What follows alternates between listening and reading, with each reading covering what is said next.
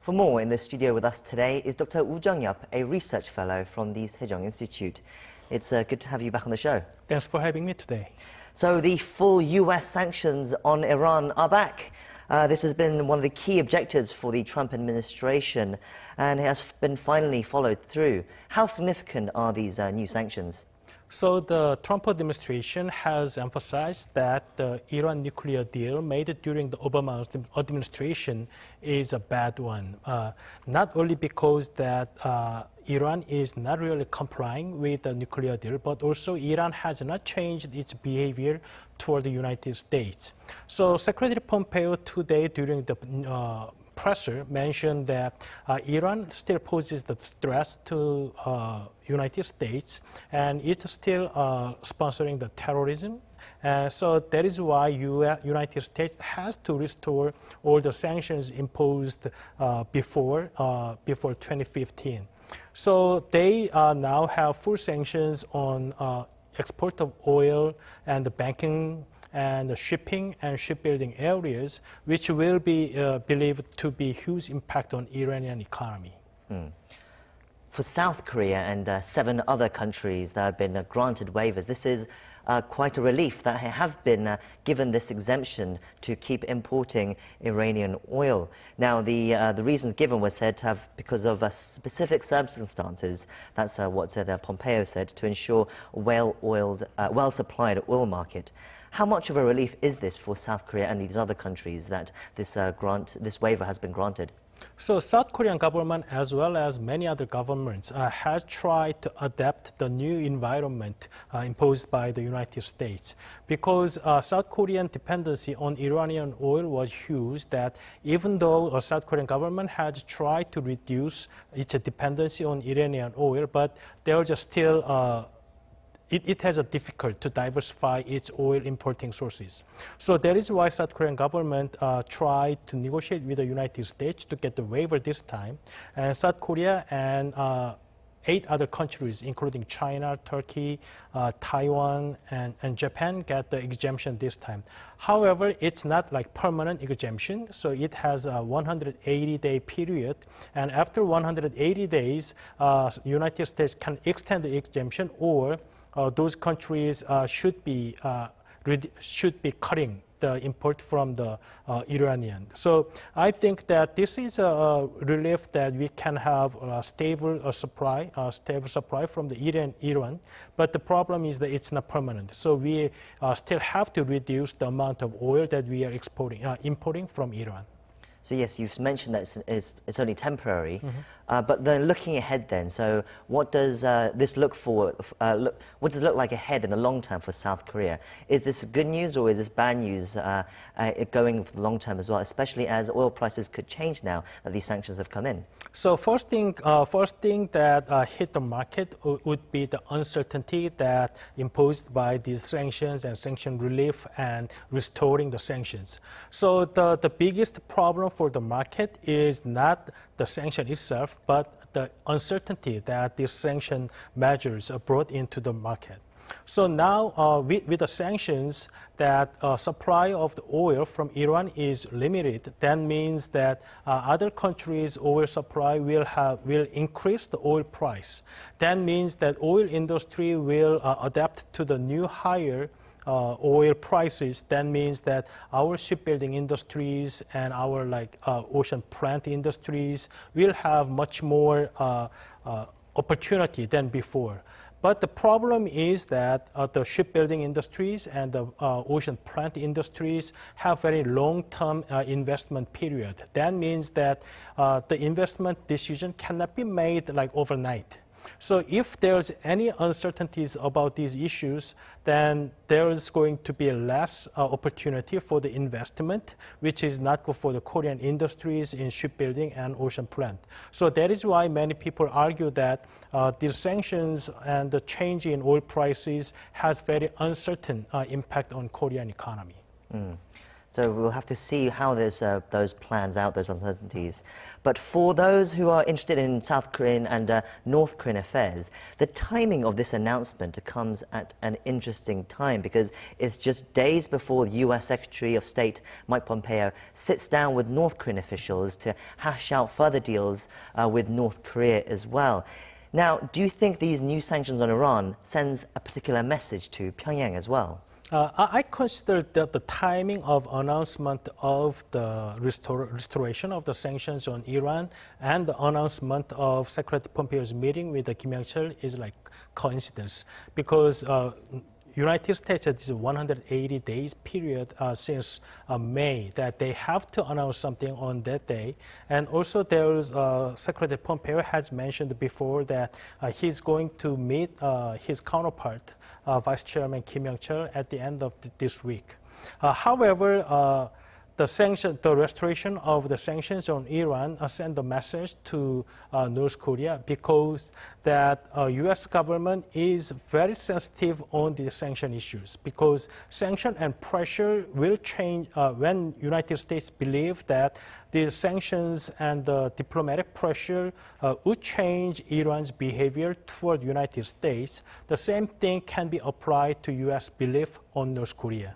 So President Trump has mentioned repeatedly that he has not given anything to North Korea by quoting that he's not easing any sanctions on North Korea. So I think that the announcement of the restoration of sanctions actually sent a message to North Korea that United States is not going to change its policy unless North Korea is changing its attitude toward North Korea and its nuclear weapons.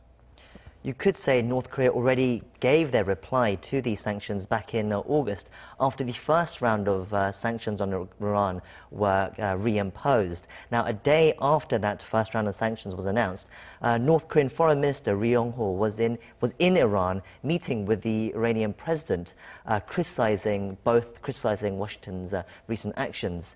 Do you expect any further kind of similar pushback from North Korea after these announcements as well?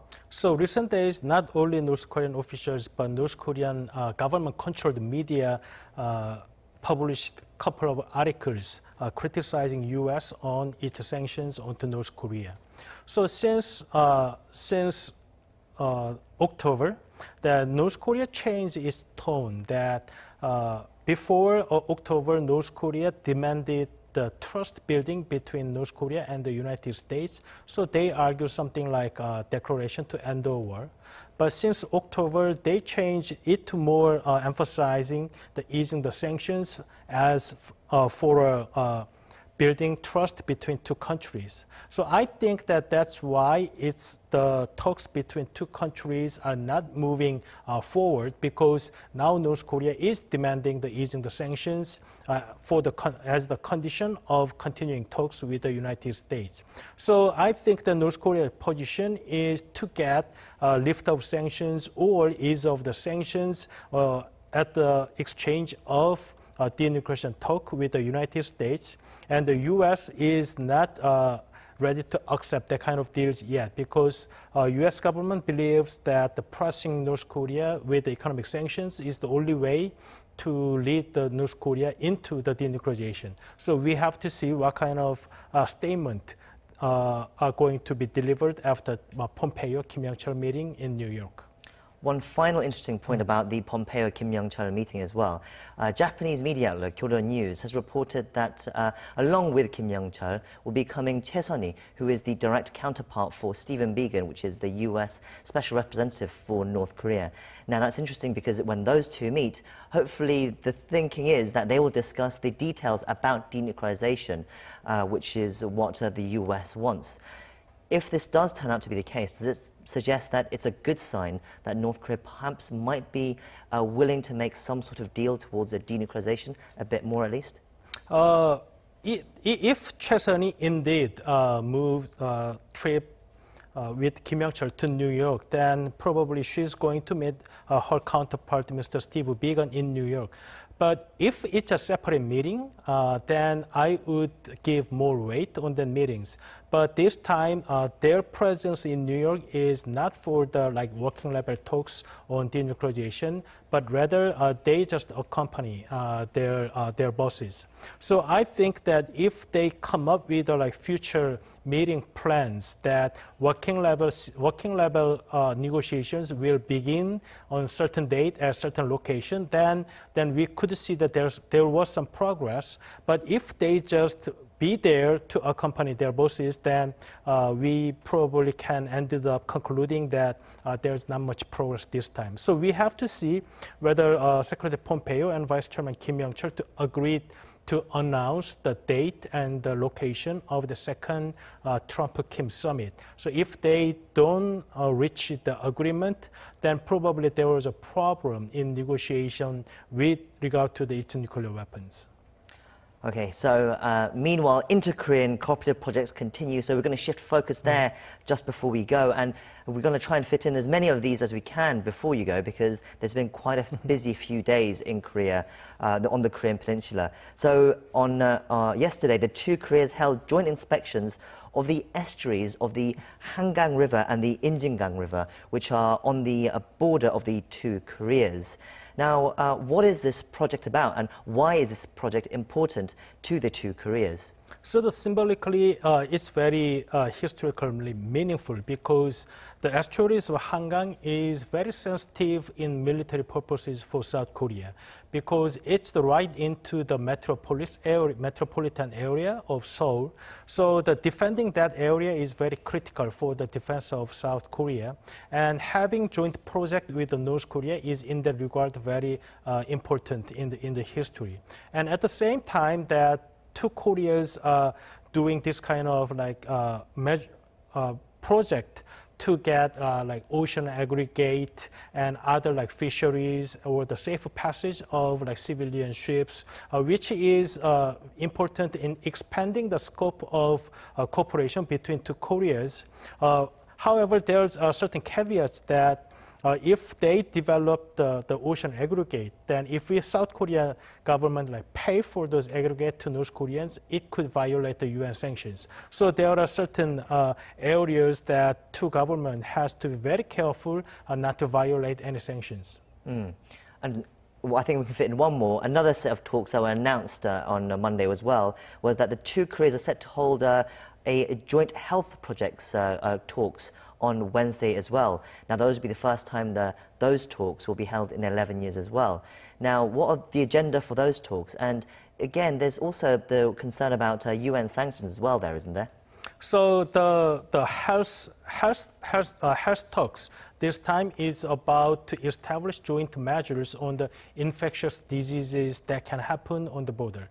So now there are problems of infectious disease in North Korea, which is caused by the less availability of the vaccines in North Korea. So by having this kind of talks, then North Korea probably expect that there could be more humanitarian aid on the medicines, including vaccines.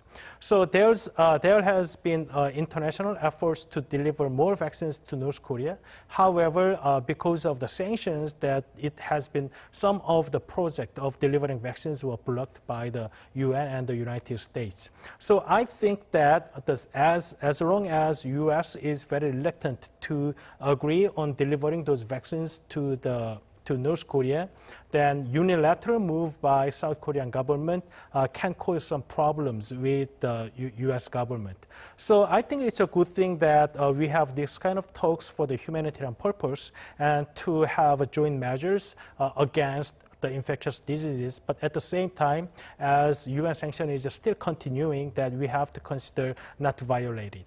Right, we're out of time, so that's where we'll wrap it up. Thank you for coming in as usual and sharing us your insights. Thank you.